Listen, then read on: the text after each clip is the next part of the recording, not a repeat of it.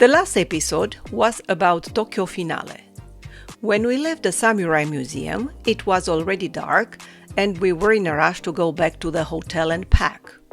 On the run, we took a few pictures of Shinjuku.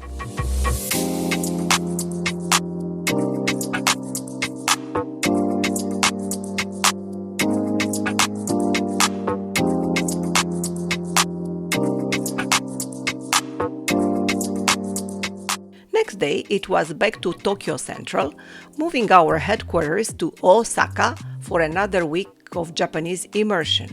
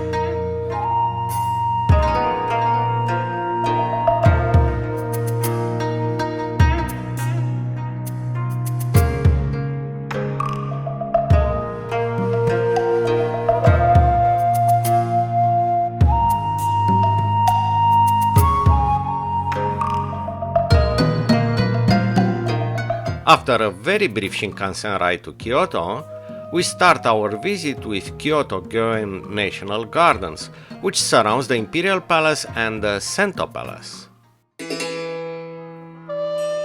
We booked our free visit to the Sento Palace 2 months in advance via the internet. You can find more details about the Sento and Omiya Palaces in the section Did You Know at the end of this video.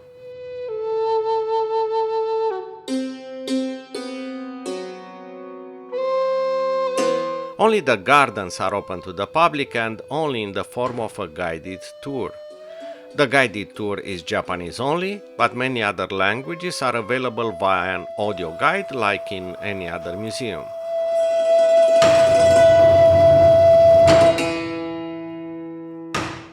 The gardens are of monumental simplicity, the expression of hundreds of years of cultural distillation. But every bridge, every rock and every patch of moss have deep significance. The saying, "a picture is worth 1,000 words," is totally in reverse in a Japanese garden. You need to hear first the 1,000 words before you can absorb the beauty of the garden. The Bridge of Six Styles, or the Beach of Thousands Rocks, are exactly what the name says. But there is a long story behind. The audio guide will tell it to you.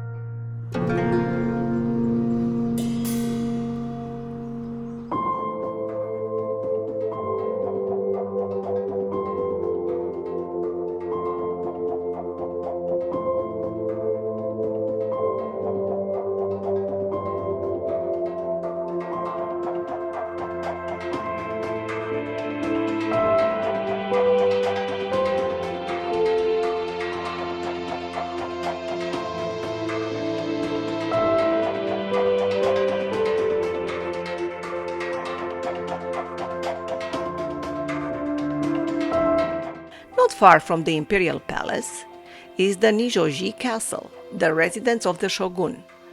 Until the Meiji Restoration in 1868, the local shogun was representing the real political power. His palace and gardens are no less refined than the Imperial Palace. But the resemblance stops here. The shogun's palace is protected by double fortifications and deep moats. Many of its corridors use so-called nightingale floors built to squeak when stepped on, warning the guards about the intruders. Well, the shogun was the most feared, but not the most loved person in the land.